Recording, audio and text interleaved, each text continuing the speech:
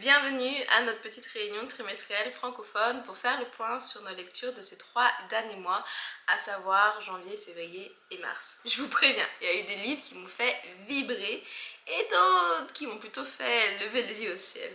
Au menu pour aujourd'hui, on a de la fantasy, de la fiction un peu plus générale et même des gobelins enchanteurs. Oui, oui, vous avez bien entendu. Bref, je vous dis tout sans filtre. Alors, si vous cherchez votre prochaine lecture ou bien ce qu'il vous faut éviter, eh bien restez jusqu'à la fin de cette vidéo et puis surtout, dites-moi dans les commentaires si nos goûts matchent un petit peu ou pas, si vous avez déjà lu ces livres, si vous avez la même opinion que moi ou si au contraire, c'est des livres que vous avez aimés, détestés. Avant de commencer, comme toujours, si vous aimez ce genre de contenu, n'hésitez pas à liker la vidéo, ça aide énormément et puis surtout à vous abonner parce que je vais essayer de vous faire ces vidéos françaises une fois par trimestre à peu près, donc si vous voulez pas les louper, abonnez-vous et cliquez sur la petite cloche. On va commencer par le genre de la fantasy parce que c'est le genre phare de mes étagères et de cette liste de livres lus ces derniers mois. On parle fantasy, urban fantasy.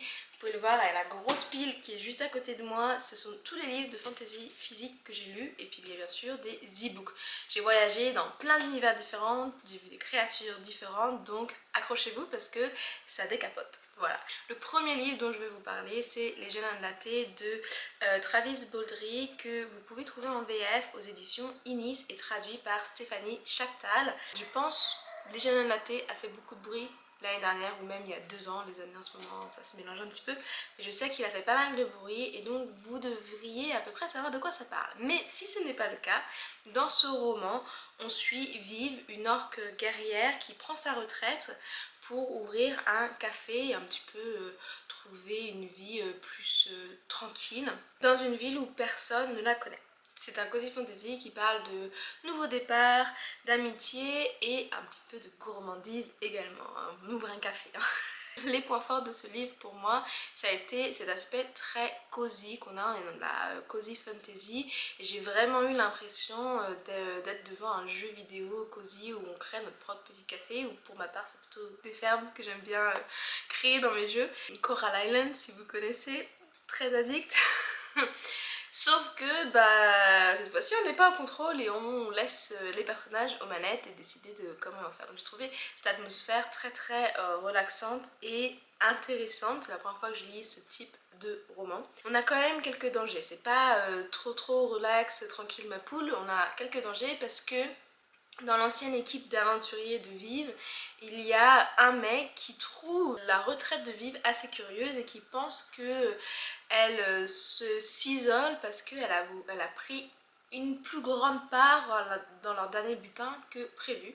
Et donc il va essayer de récupérer un petit peu ce qu'il croit lui être dû et embêter pas mal nos personnages principaux. Vous avez quand même un petit peu d'enjeu, un petit peu de danger, mais sans plus, ça reste très cosy feeling, ça reste très relaxant si vous avez besoin d'une petite pause dans vos romans d'action. En plus du setting assez tranquille et des bonnes arômes du café, j'ai beaucoup aimé les personnages qu'on a. On a un casting de non-humains et j'ai trouvé ça intéressant. Encore une fois, je pense que c'est rare dans mes livres de fantasy de ne pas avoir un seul humain. Ceci dit, oui, non, même The Witch King que j'ai beaucoup aimé, il me semble qu'il y a des humains. Donc c'est assez rare, on a plusieurs espèces, mais 100% non humains, j'ai pas encore vu en tout cas. Et donc ça c'était intéressant parce que du coup, j'ai vraiment découvert ces personnages sans trop de préavis, avec une curiosité sur... ça c'est un orque, du coup la description c'est grand, c'est petit, c'est robuste, comment me représenter ces personnages, c'était assez intéressant. On va avoir du coup Vive qui rêve d'un nouveau départ et qui est une orque addict de café. Tandri qui devient très vite sa main droite et qui l'aide dans la création de ce café et dans la gestion, notamment pour faire un menu, mettre en place les prix et puis attirer des clients. Après, on doit avoir un personnage que je préfère qui est Symbol. J'ai un petit peu du mal à vous le décrire, je pense que c'est une sorte de rat évolué un petit peu, mais c'est surtout notre pâtissier en chef. Et les petits gâteaux qui sortent de sa cuisine ont l'air extrêmement alléchants et m'ont mis l'eau à la bouche à plusieurs reprises. Ça s'inspire un petit peu de nos pâtisseries à nous. Je pense qu'il y a des croissants qui ont dû apparaître à un moment donné, mais c'est tellement bien décrit dans le choix des ingrédients et puis également l'odeur, la texture, l'apparence que voilà, si vous voulez pas avoir un livre qui vous donne faim, évitez les Shonen Latte, clairement, parce que je pense que c'est un livre qu'il faut lire avec une bonne tasse de café et puis quelques cookies à côté quoi. Et notre dernier personnage assez clé, ça va être Caleb, qui lui est plutôt un gobelin avec des inventions extrêmement ingénieuses et qui permet un petit peu le fonctionnement de ce café également. Donc ça, c'est tous les points très forts de ce roman et ce que j'ai beaucoup aimé. Les points un petit peu plus faibles, pour moi, c'est une intrigue qui est clairement moins agrippante que le reste des romans de fantasy que j'ai l'habitude de lire. Pour être tout à fait honnête, Les Shonen Latte, c'est un livre que j'avais commencé l'année dernière, en octobre, que j'ai mis en pause quand j'ai appris ma grossesse. J'ai jamais récupéré ce livre. Et du coup, que j'ai relu en mars 2025 parce qu'il était sur ma liste des un livre à lire par mois recommandé par les amis de ma palle. Donc c'est pour ça que je l'ai lu. Est-ce que j'ai recommencé le livre depuis le début?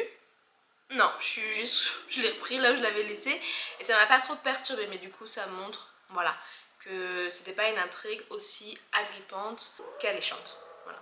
Et deuxième point plutôt négatif sur les Shonen Latte pour moi, c'est qu'il y a une suite, il y a un tome 2 et personnellement je vois pas trop l'intérêt d'un tome 2. J'ai même pas regardé sur quoi le tome 2 porte. Je pense que c'est plutôt qu'on va être dans une nouvelle histoire avec ce genre un petit peu cosy. Mais du coup pour moi les Shonen Latte ce n'est pas une série que j'ai commencé et que je dois terminer. Je vais traiter ces livres un petit peu de manière séparée et c'est pas du tout une suite qui m'intéresse. Voilà.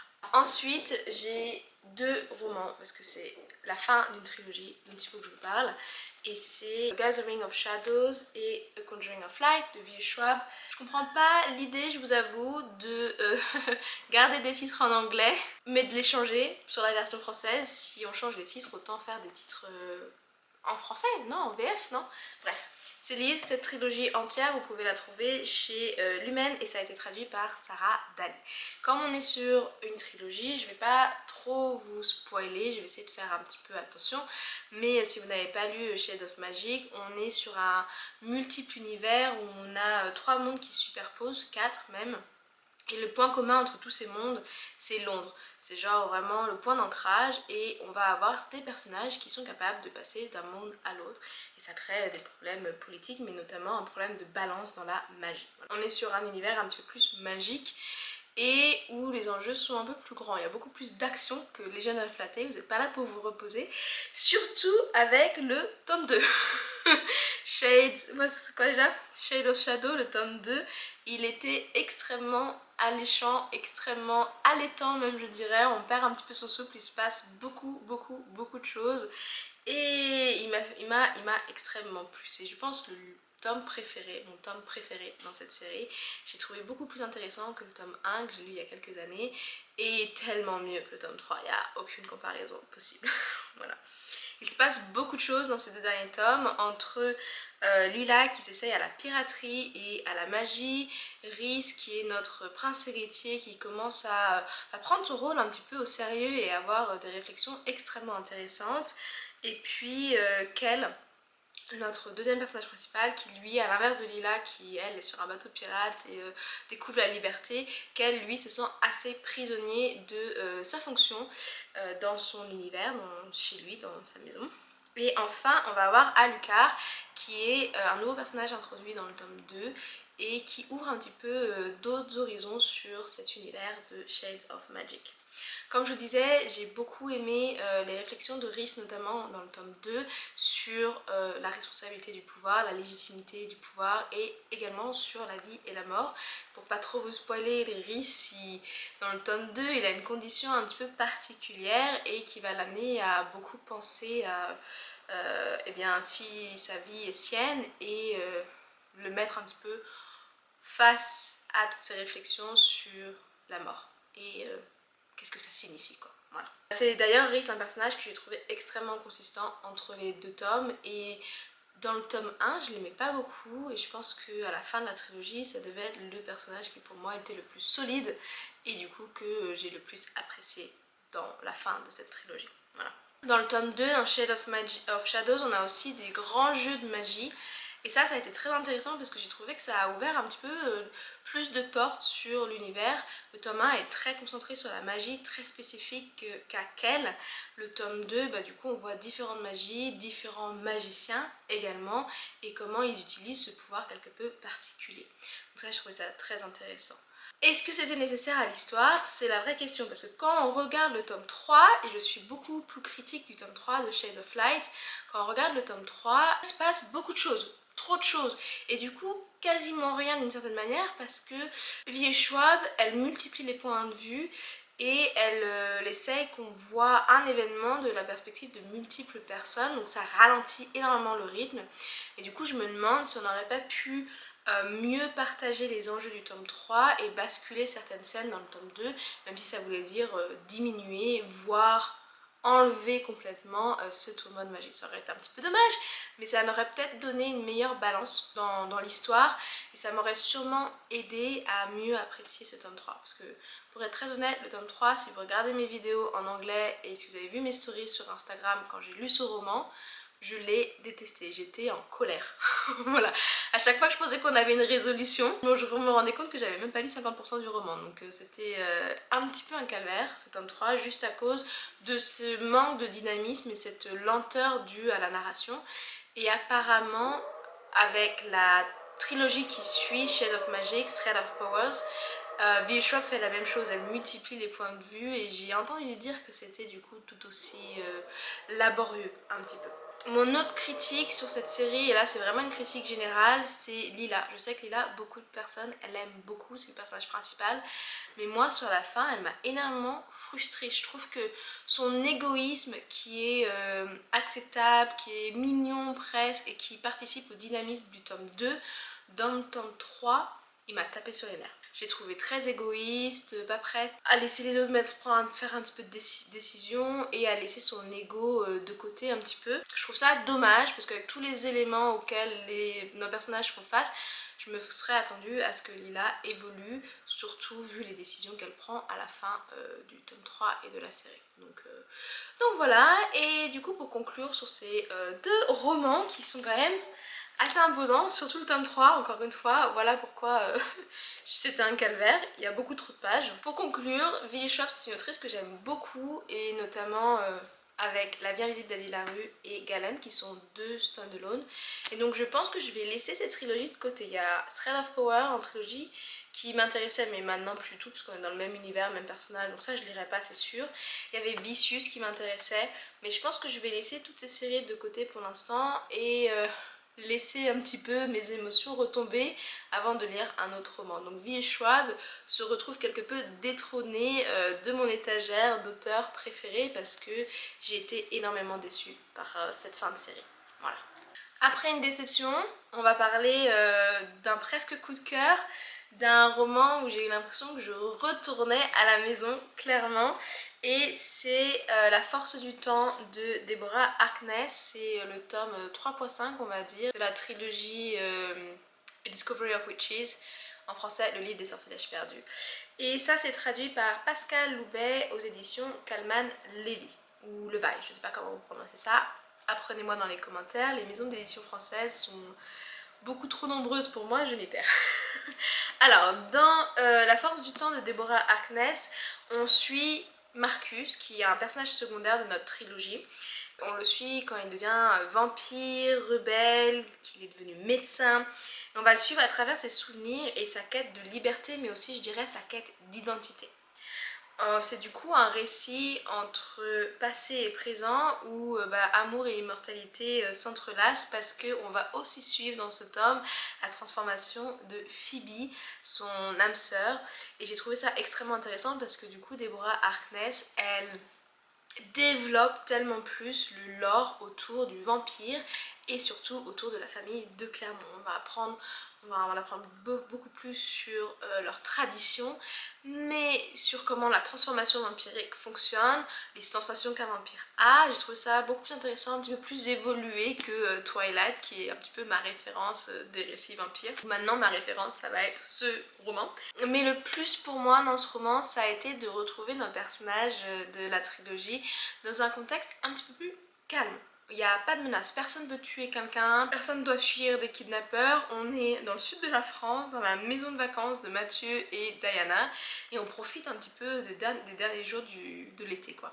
Donc c'est beaucoup plus calme et ça fait du bien d'ailleurs de voir Diana et Mathieu. J'étais très contente d'ailleurs de voir ces personnages parce que je pensais que le roman allait être principalement sur Marcus, mais non, on voit quand même nos personnages phares, notre couple phare qui sont en train de fonder une famille, et j'ai trouvé les dynamismes qui sont mis en place très intéressants, de pouvoir prendre le temps de voir les relations, de voir Mathieu avec son fils Marcus évoluer, raconter leur histoire, leur passé ensemble et un petit peu réconcilier leur vision des choses. Ça c'était assez touchant à voir. Et puis, comme je vous disais, on voit aussi la famille de Mathieu et Diana, donc je pense que ça nous donne déjà pas mal de clés pour le tome 5, le tome qui suit. Je sais pas comment il s'appelle en français, mais je vous le mets sur l'écran, qu'il faut que je lise à tout prix une fois que j'ai un petit peu vidé ma palle, parce que là, pour l'instant, je n'achète pas de nouveaux livres. Alors, je sais que le livre des sortilèges perdus est une trilogie, ça passe ou ça casse. Voilà, avec les lecteurs, ou vous aimez beaucoup, ou vous n'aimez absolument pas. Il y a quelques points négatifs, hein, mais que moi j'adore, qui vont être une plume assez contemplative. C'est vrai que c'est pas quelque chose que tout le monde aime, encore moins dans de l'urban fantasy. Moi je trouve que c'est chef kiss parce que ça va parfaitement avec notre personnage principal, Diana, et d'ailleurs ça se montre dans ce roman parce que c'est un personnage qui est beaucoup à l'écoute et donc ça permet énormément à Marcus de s'ouvrir. Mais ce que je préfère plus que tout dans cette série et dans ces romans, c'est le travail de recherche que fait Deborah Harkness.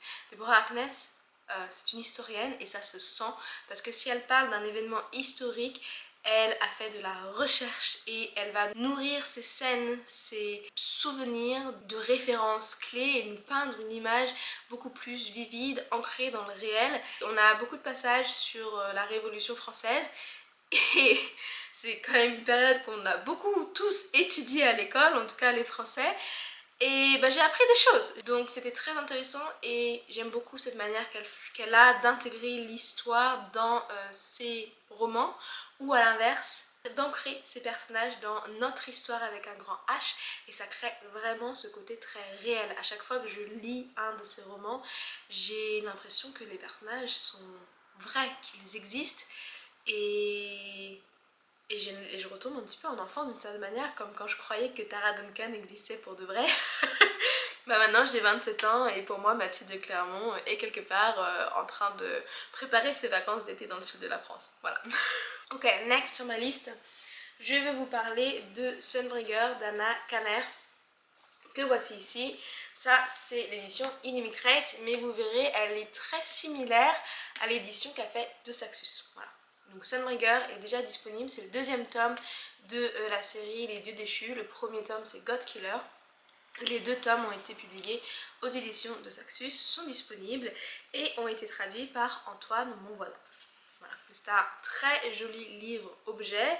On est du coup dans une suite aussi de séries ici, où les personnages vont affronter des dieux et beaucoup de dilemmes moraux, donc ça va un petit peu dynamiser tout ça dans un monde qui a l'air de tomber petit à petit en ruine. Voilà, pour vous résumer le plus cryptiquement possible ce tome 2 et ne pas trop vous spoiler l'histoire, mais c'était un roman toujours aussi prenant que le premier tome avec une mythologie extrêmement intéressante, j'ai beaucoup aimé. Voilà. Alors qu'est-ce que j'ai aimé spécifiquement ? Je trouve que dans ce tome 2, on élargit beaucoup plus les enjeux. Avant le tome 1, les enjeux étaient très individuels. On avait Kisen qui voulait tuer les dieux, et Inara qui était elle attachée à un dieu et devait se séparer d'un dieu, et Elogast qui se lançait dans une quête personnelle pour sauver son ami. Donc des quêtes et des enjeux très individuels. Là, tome 2, il n'y a plus d'enjeux individuels. Il y a une révolution au sein du pays de nos personnages principaux. Et puis il y a un dieu à la porte de ce pays qui est en train de préparer une guerre. Donc c'est ça, on élargit un petit peu le champ le champ des enjeux et aussi ce que moi j'aime beaucoup, on nous donne un petit peu plus d'informations géopolitiques et géostratégiques. Les personnages évoluent beaucoup. Moi j'ai Kisen qui était mon personnage préféré dans le tome 1 et qui reste mon personnage préféré dans le tome 2. Cette fois-ci, elle va mettre de côté ses a priori face aux dieux. Elle les déteste, comme je vous disais, le tome 1, elle voulait juste les tuer. Mais elle met ses appréhensions de côté et elle va se faire un petit peu l'avocat des dieux parce qu'elle voit cette image un petit peu plus grande et elle se dit, il va peut-être falloir qu'on écoute, qu'on mette nos appréhensions de côté, peut-être qu'on travaille ensemble. J'ai trouvé ça un signe d'une grande maturité et j'ai très hâte de voir comment ça va se développer dans le tome 3 et si les dieux vont la trahir ou pas. Un deuxième personnage qui m'a beaucoup impressionné dans son évolution, c'est Skedi. Alors Skedi, c'est le dieu qui est attaché à Inara dans le tome 1. Et dans le tome 2, le pauvre, il se fait un petit peu rejeter par les personnes qu'il aime. Et du coup, il va avoir une réflexion sur la relation entre Dieu et mortel et comment, au final, cette relation n'est pas forcément une relation de submission. Les dieux sont très forts, très puissants et vous devez m'écouter.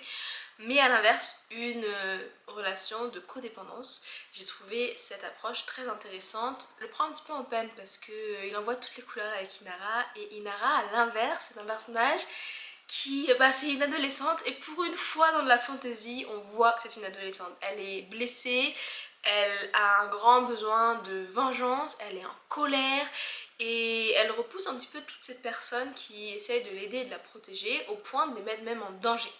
J'aimerais bien d'ailleurs voir dans le tome 3 Inara passer un petit peu du côté obscur de la force. Ce serait intéressant de voir cette transition un petit peu et puis surtout que dans le tome 3, je pense qu'il va y avoir des réunions assez poignantes entre Inara et certains personnages. Donc ce sera intéressant de la voir complètement switcher. En parlant du côté obscur de la force, un autre livre de fantasy que j'ai lu, c'est Assistant to the Villain de Anna Maher, traduit par Agnès Espenant aux éditions Calix.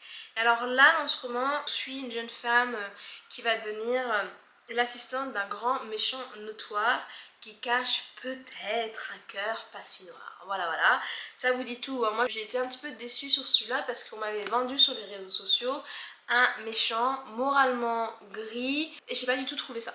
Absolument pas. Alors oui, il décapite 2-3 personnes, oui il y a un petit peu de gore, mais j'ai trouvé que ses actions étaient à chaque fois rationalisées au point qu'on était là, oh ok. Oh bah il le méritait, en fait il est pas si méchant, il était en train de défendre quelqu'un d'autre, c'est juste une conséquence et comme ça.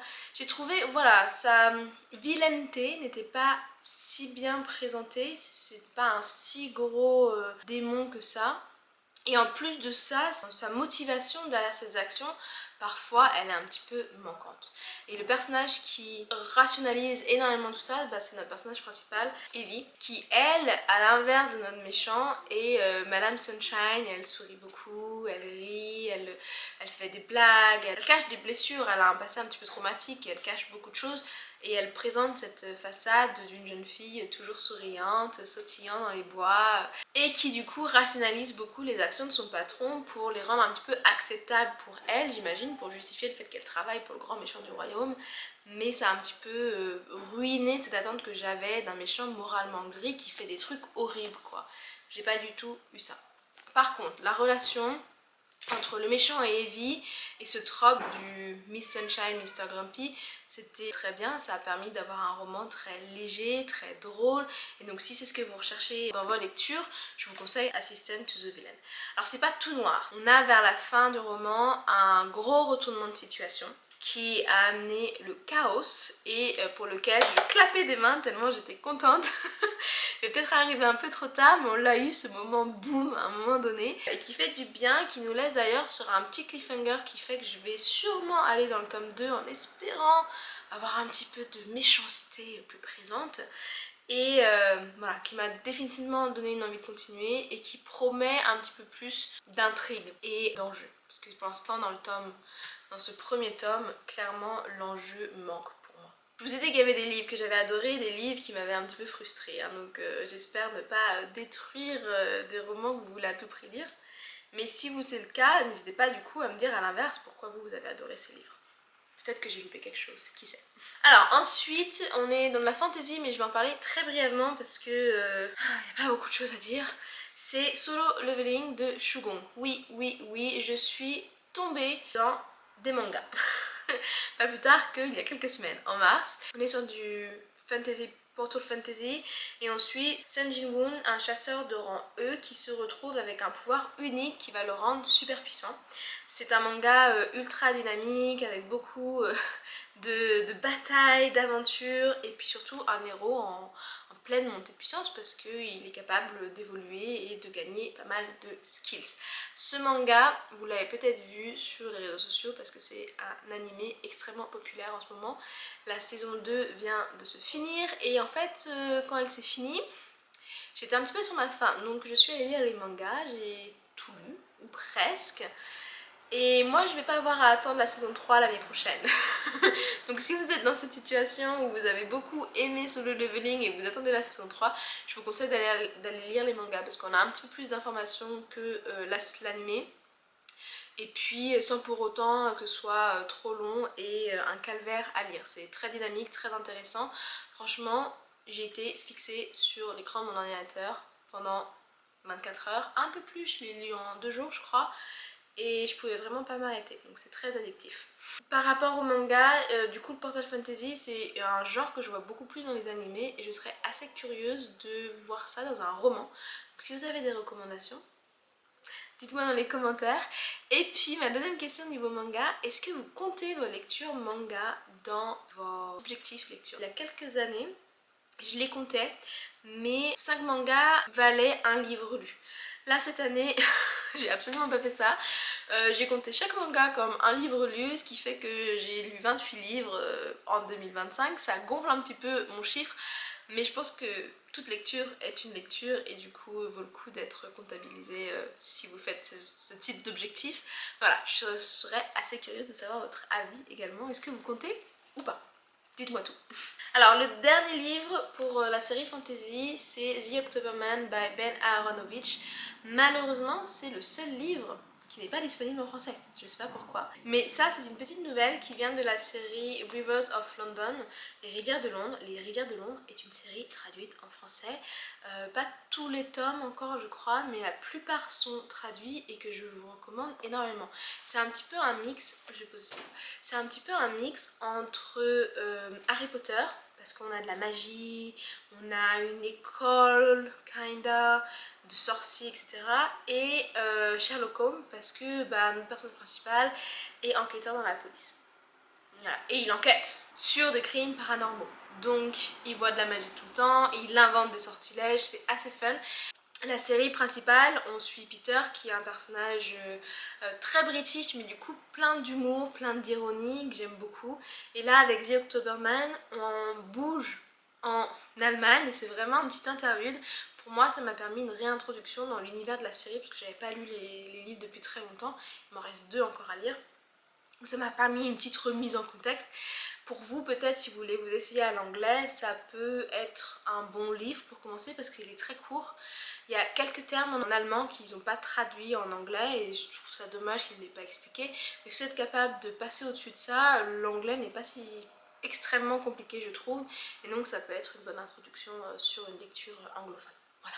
Après la fantasy et ces univers un petit peu imaginaires, on revient sur Terre avec la science-fiction et une lecture dystopique qui m'a énormément marquée et c'est la parabole du Summer d'Olivia E. Butler. Alors ça a été traduit par Philippe Rouart aux éditions Au Diable Vauvert. Voilà, et d'ailleurs je ne comprends pas pourquoi il n'existe pas en livre poche. Je pense que c'est un livre qui n'a pas fait un aussi grand tabac en France qu'aux États-Unis, mais franchement c'est un livre d'intérêt public, donc si vous aimez la science-fiction et les livres qui vous font un petit peu réfléchir sur où va le monde, je vous conseille très fortement la parabole du Summer. Alors dans ce livre, on se retrouve dans une Amérique un petit peu en déliquescence, qui tombe en ruine, et on suit Lorraine, une jeune fille à l'époque, qui crée une nouvelle religion basée sur l'adaptation et le changement. Elle espère pouvoir partager ses apprentissages avec son entourage et puis notamment avec cette religion, encourager les gens à survivre et à former des communautés soudées. Alors, les points forts dans ce roman, pour moi, déjà, on a une masterclass sur la science-fiction. Olivia E. Butler, c'est une autrice du XXe siècle, dans les années 80-90, et elle est considérée comme la pionnière de la science-fiction. Un grand mot.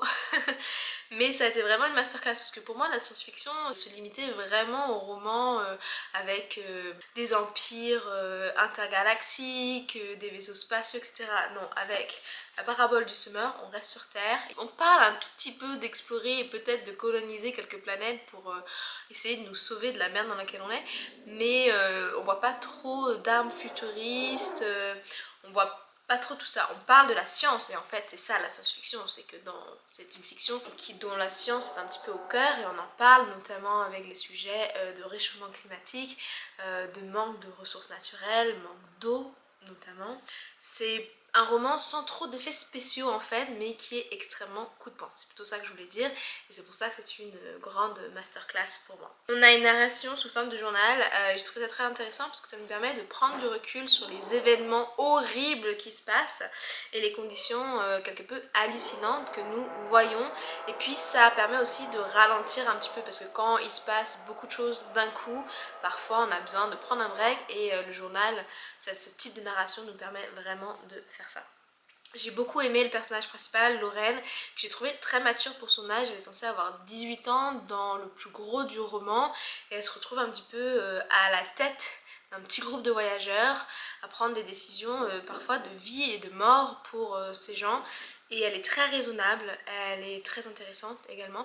De manière générale, tous les personnages, même les bons comme les mauvais, je les ai trouvés extrêmement bien écrits. Même si on peut être en désaccord avec un personnage, le trouver un petit peu égoïste ou un petit peu naïf, ça fait sens, ils font extrêmement sens, ils sont dans une situation horrible, vraiment. Les valeurs humaines sont un petit peu différentes quoi, et même si on peut du coup être en désaccord avec un personnage, je les ai trouvés extrêmement bien construits, extrêmement concrets. Et ça, c'est assez rare dans ce type de dystopie, je trouve. Il y a un parallèle qui peut être vu de manière un petit peu alarmante entre les événements qui se passent dans ce roman et nous, alors de manière moins dramatique bien sûr, parce que j'ai un toit au-dessus de ma tête et personne n'est en train d'essayer de mettre le feu à ma maison. Mais c'est assez curieux parce que Olivia a écrit ce bouquin en 1993 et l'histoire commence en 2024. Et très vite on arrive en 2025. Et il y a quelques parallèles qui peuvent se faire avec la société américaine, notamment avec l'arrivée au pouvoir d'un président très controversé qui détruit un petit peu plus l'état de droit. Alors l'état de droit dans le roman est déjà détruit, personne n'écoute vraiment la loi, la police n'est pas là pour vous protéger, et bon, il faut vous payer des sommes énormiques si on veut avoir une enquête solide soit faite. Bref, il n'y a déjà plus trop d'état de droit, mais il y a un nouveau président qui arrive, empire un petit peu la situation et notamment la sécurité de la population, on dirait la plus pauvre. Voilà. Et en plus de ça, on a une réflexion sur le réchauffement climatique qui fait assez froid dans le dos, sur la radicalisation des populations et l'augmentation de la pauvreté dans le monde. Voilà. Donc c'est un petit peu moins rose que certains autres romans que j'ai pu lire. Et d'ailleurs du coup, quand je l'ai lu, quand j'allais dehors, parce que quand c'était grand soleil et que j'allais me balader avec mon bouquin pour lire dehors, plus d'une fois je me retournais pour vérifier que personne n'était derrière moi, donc ça, il y a un petit peu ce côté anxiogène qui est très très bien partagé par la narration. On a une réflexion très intéressante sur la religion, la violence et le rôle d'une communauté. J'ai trouvé dans l'ensemble, voilà, comme je disais, que c'était un livre d'intérêt public. Il y a une grosse réflexion attendue de la part du lecteur, ou alors vous pouvez juste le lire et prendre le livre comme il vient également, mais ça amène à réfléchir sur qu'est-ce que c'est que de vivre ensemble, tout simplement. On passe sur quelque chose de plus léger avec de la romance et surtout avec Gwen and Art Are Not in Love de Lex Crusher aux éditions Casterman. Je n'ai pas réussi à trouver le traducteur, donc si vous avez son nom, n'hésitez pas à l'indiquer dans les commentaires pour que je puisse le mettre dans la description de la vidéo. Voilà. Alors de quoi ça parle? Gwen et Art sont fiancés mais ils ne s'aiment pas du tout, surtout qu'ils préfèrent chacun leur propre genre. Donc on part sur une romance queer, médiévale, pleine d'humour, de cœur et de répliques savoureuses. Et puis point important aussi, on a une petite réécriture arthurienne. J'ai trouvé ça super intéressant d'avoir cette romance LGBTQ+, dans un contexte historique. Ça renforce l'idée que l'amour dans toutes ses formes existe depuis la nuit des temps. Mais ce que j'ai beaucoup apprécié, c'est comment ils ont aussi montré que ces légendes arthuriennes avaient pu être réécrites pour mieux satisfaire une partie de la population du royaume de Camelot. Et oui, vous pouvez le deviner, c'est la population chrétienne et non pas les cultistes qui, eux, sont beaucoup plus attachés aux légendes arthuriennes. Donc la réécriture de notre histoire au service d'une politique et d'une communauté. Je trouvais ça intéressant, même si c'est pas le message principal du roman, c'est vraiment dans le background, hein, mais voilà, je trouve que ça reste quand même intéressant.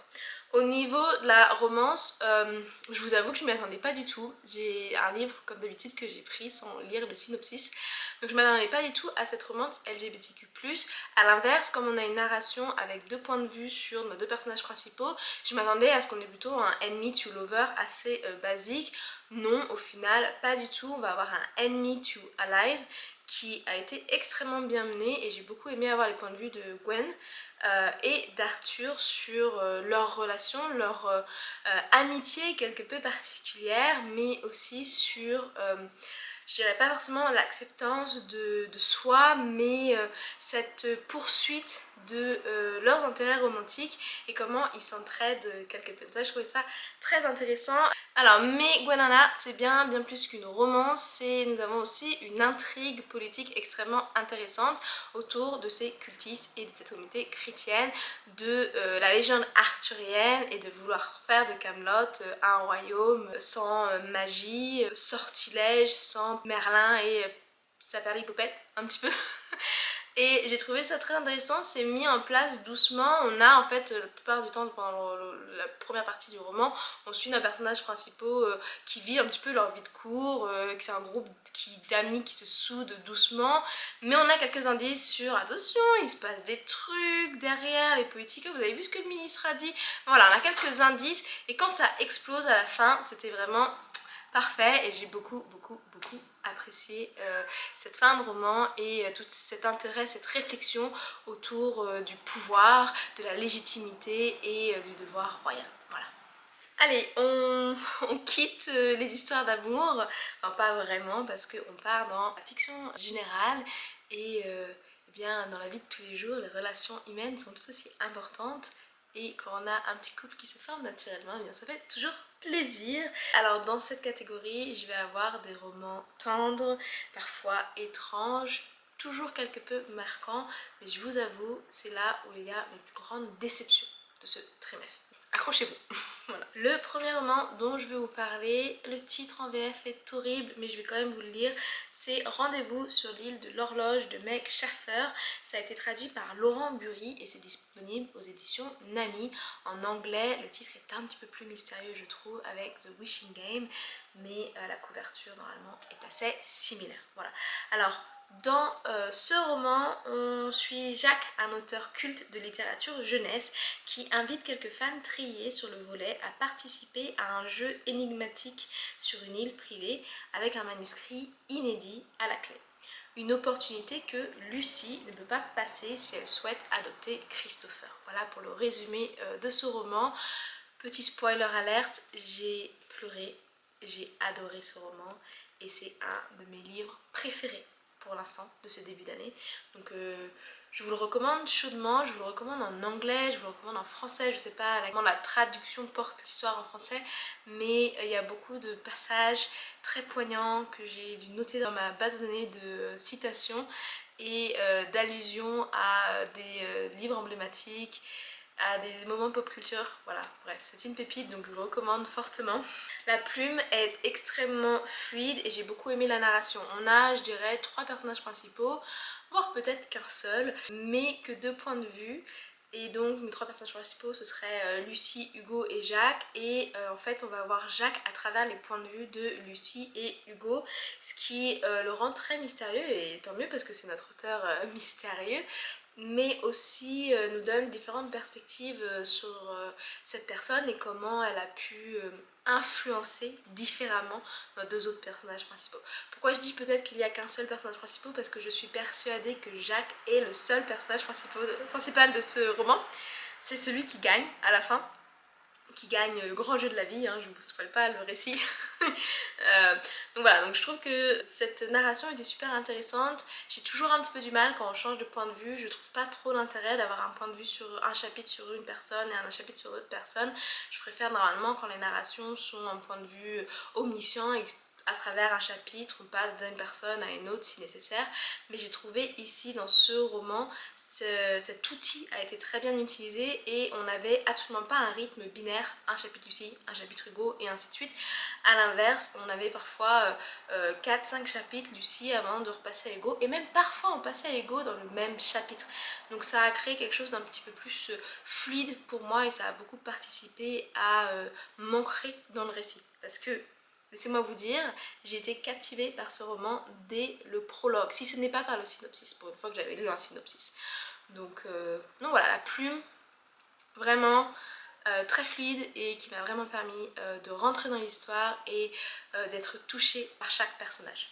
On va voir Lucie. Alors, Lucie, sa naïveté et sa persistance à adopter Christopher, alors qu'elle ne peut pas forcément lui offrir une situation stable, ça m'a un petit peu frustrée au début du roman. Mais au fur et à mesure qu'on apprend à connaître Lucie, on se rend compte pourquoi pour Lucie, ce qui est important pour un enfant, c'est d'être entouré par une personne qui va porter attention à l'enfant et être présente plus que d'avoir sa propre chambre.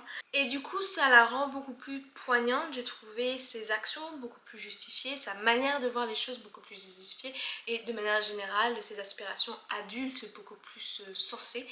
Et je peux vous dire que vers la moitié du roman je pleurais pour Lucie, voilà. J'avais mis mes pompons pom girl, j'étais à fond pour elle et j'ai même pleuré avec elle. Donc voilà, un personnage extrêmement bien construit, même si au début un petit peu frustrant, mais c'est bien parce que ça nous permet de voir une certaine évolution.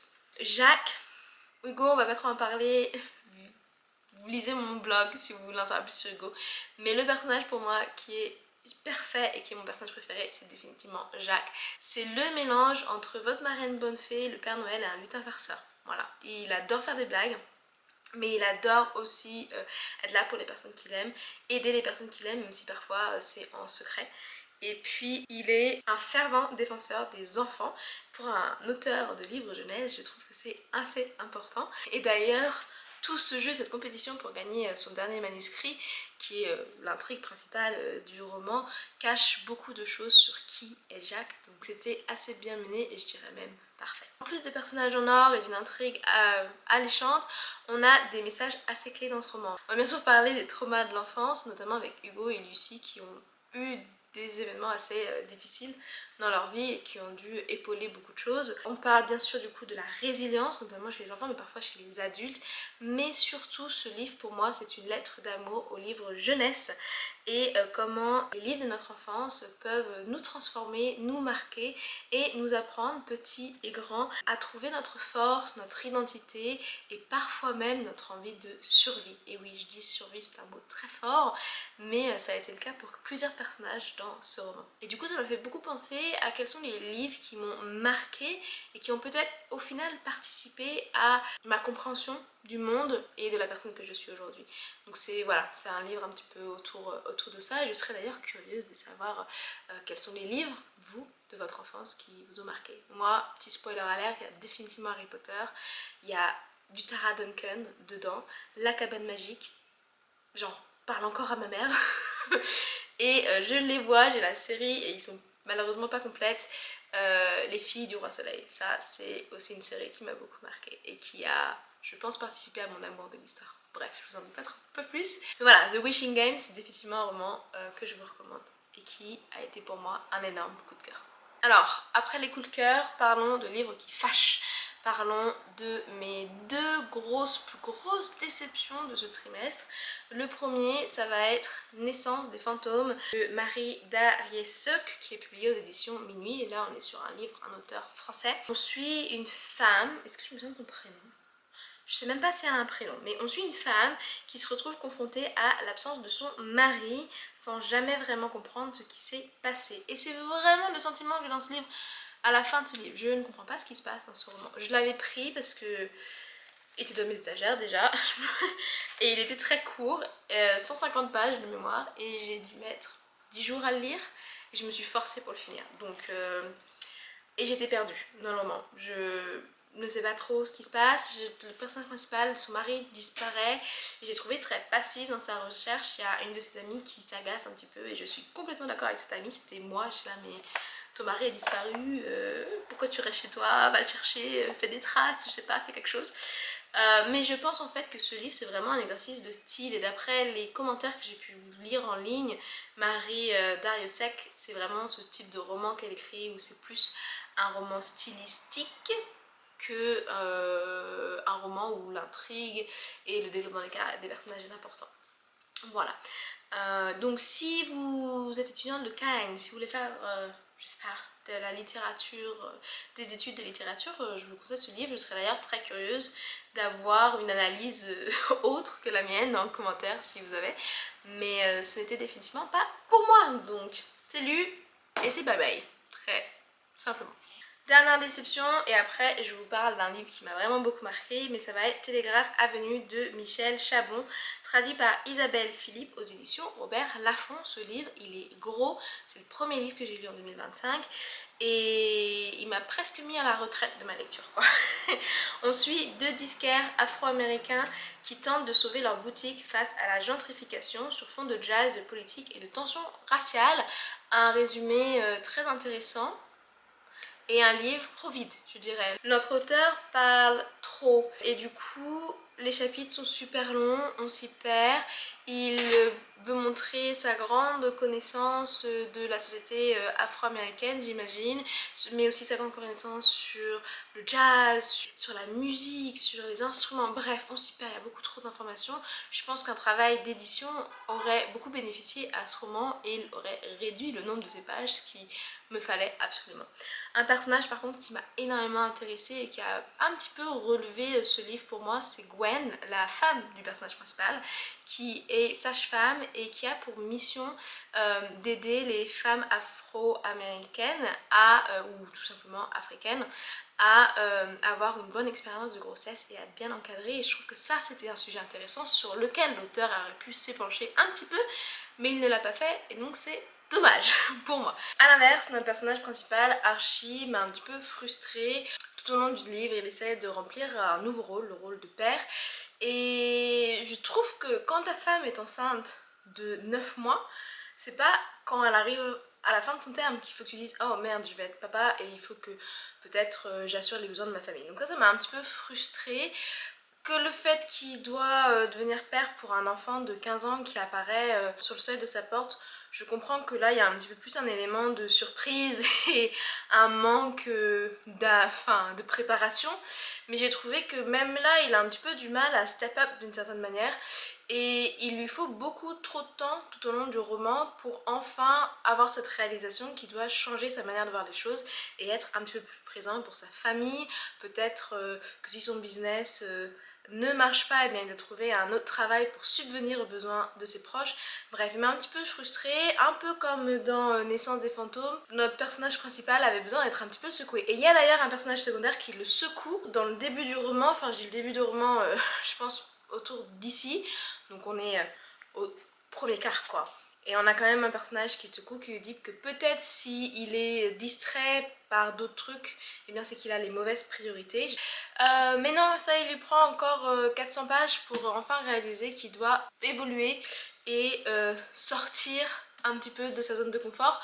Donc ça m'a un petit peu frustrée et ce qui fait que ce livre a été vraiment une grosse déception. Heureusement que les lectures qui ont suivi étaient un peu mieux parce que c'était le premier livre de 2025 et commencer l'année avec un livre sur 2 étoiles, c'est vraiment quelque chose que je ne souhaite à personne. Voilà.